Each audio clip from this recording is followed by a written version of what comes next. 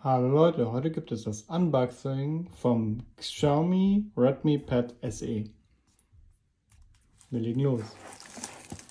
Das Gerät kommt einmal in der Folie. Die machen wir einmal ab. Das heißt Folie, so Backpapier mäßig. Machen wir erstmal weg. Dann schauen wir uns den Karton mal kurz von der Seite an. In dem Fall haben wir das Modell mit 4 GB RAM und 128 GB internen Speicher. So, dann machen wir einmal den Karton auf. Da ist er jetzt geschlossen.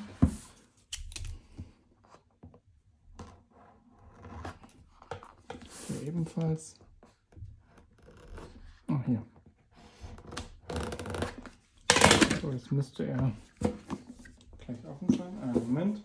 So, mal geöffnet. Das heißt, wir nehmen jetzt einmal so. Einmal den Deckel ab.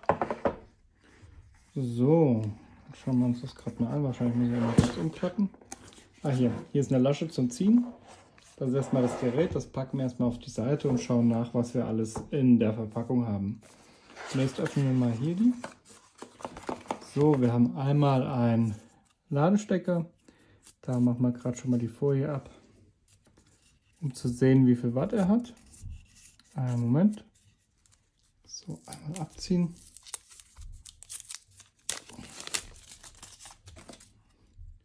Ein 10 Watt Ladestecker. Dann schauen wir kurz nach, was wir hier haben. Hier haben wir ein USB-A auf USB-C Ladekabel. Das heißt, wenn wir jetzt gleich das Gerät uns anschauen, die Anschlüsse, haben wir einen normalen USB-C Port. So, das machen wir auch auf die Seite.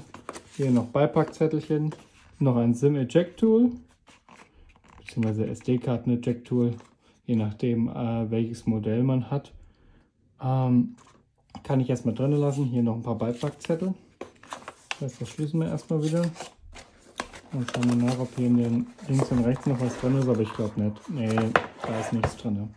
So, das war es in dem Fall mit der Verpackung, mit den Einzelheiten gewesen. Jetzt gehen wir einmal an das Gerät und machen einmal die Folie ab. Hier, Unterseite. Einmal abziehen.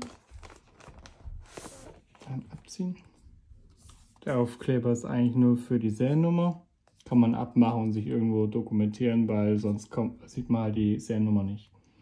So, dann gucken wir uns das Gerät an. Hier oben ist einmal die Kamera. Steht ja schon 8 Megapixel. Im Normalfall sind ja bei den Tablets die Kameras eher schlecht als recht. Dann haben wir Stereo-Lautsprecher, oben 2 und unten 2. Unten seht ihr direkt USB-C. Noch eine 3,5 mm Klinke, das heißt, wenn ihr noch normale Headsets habt, könnt ihr die da per Kabel anklemmen. Hier ebenfalls wieder die 2 Lautsprecher. Schauen wir auf der einen Seite, hier ist gar nichts. Oben ist noch der An- und Ausschalter. Und hier ist noch die Lautstärkewippe.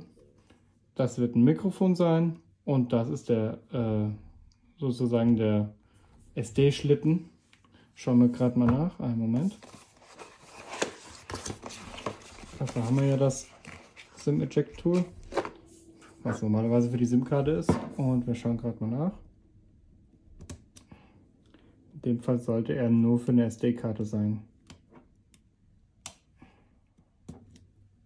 Korrekt. Man sieht schon, da kommt eine SD-Karte rein und der Part, wo die normale Nano-SIM drin ist, ist weg. Das heißt, er hat nur einen SD-Karten-Slot. So, einmal wieder rein. Dann schalten wir jetzt das Gerät noch an. Wenn wir Glück haben, ist ein bisschen schon aufgeladen.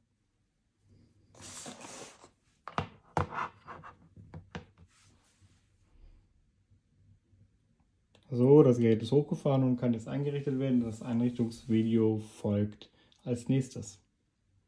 Vielen Dank. Bei Fragen und in die Kommentare. Dankeschön.